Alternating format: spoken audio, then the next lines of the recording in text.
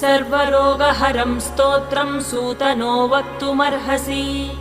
श्रीसूत उवाच शृणुध्वं ऋषयः सर्वे नैमिषारण्यवासिनः तत्त्वज्ञानतपोनिष्ठाः सर्वशास्त्रविशारदाः।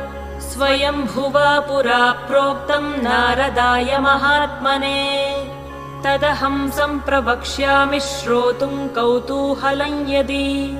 ऋषय ऊचुः किमाह भगवान् ब्रह्मा नारदाय महात्मने।